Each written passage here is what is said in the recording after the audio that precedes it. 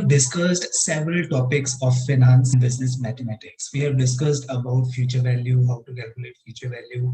We have seen effective rate, and after that we have discussed about NPR, rate, PMT, etc. Now I will be starting new topic, and this topic is really very important. That is loan amortization, right? So let's suppose if you are borrowing some loan from bank, you want to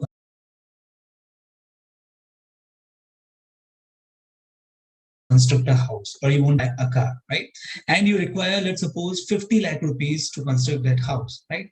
And you're borrowing a loan from bank, right? Now definitely what you will be doing, every month you will be paying some amount to the bank, right? And that amount is going to be your EMI. We say the EMI, equal monthly installment, right? So let's suppose if you are borrowing, so what bank will say that every month you have to pay 50,000 rupees, right? So every month what you will be paying 50,000 to the bank. So this is what a EMI, where you will be paying the equal amount to the bank, right? Now that your equal amount, that is EMI, it will be include principal component and interest component both, right? Now I've asked you to find out that how much is the interest component and how much is the principal component in given amount.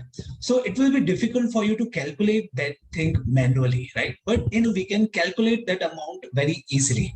So let's suppose here you have borrowed loan of rupees lakh, right? And bank is asking you to pay 50,000 rupees every month, right? And then suppose bank is saying you have to pay this 50 lakh rupees for 15 years, right? Bank is asking pay 15 lakh rupees for 15 years, and bank is charging 10% interest rate from you, 10% interest rate from you, right?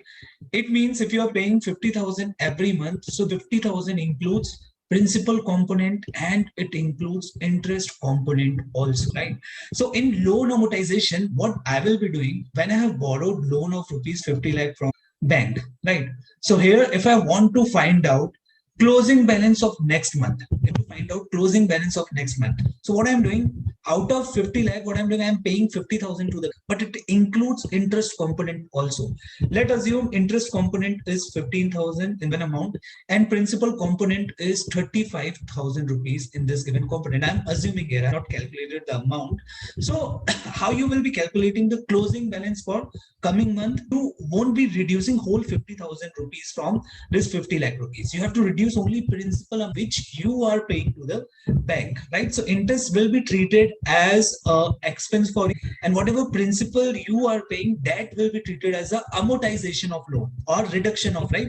So if I want to find out the value of this principal amount, right? So I will be using X. So what will be the closing balance for this coming month? So closing balance is going to be 9 lakh 65,000 rupees, right? So every month you will be paying 50,000 rupees. Again, calculate the principal amount and interest amount. So here principal amount will be different as compared to previous month, and interest amount is also going to be different, right? So for, let's suppose here loan duration 15 years. So 15 into 12 if you will do, so it is around 180 months. So for every, what you have to do, you have to find out principal, interest, principal, interest from 50,000 rupees, right?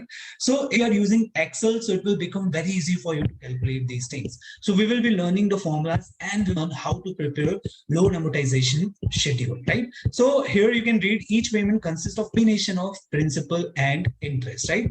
Amortization period is the period required to repay the loan. So here amortization period is 15 years, right? At the end of the loan term, principal balance becomes due. You have to adjust only principal amount from the loan amount to calculate the closing balance for next coming month, right?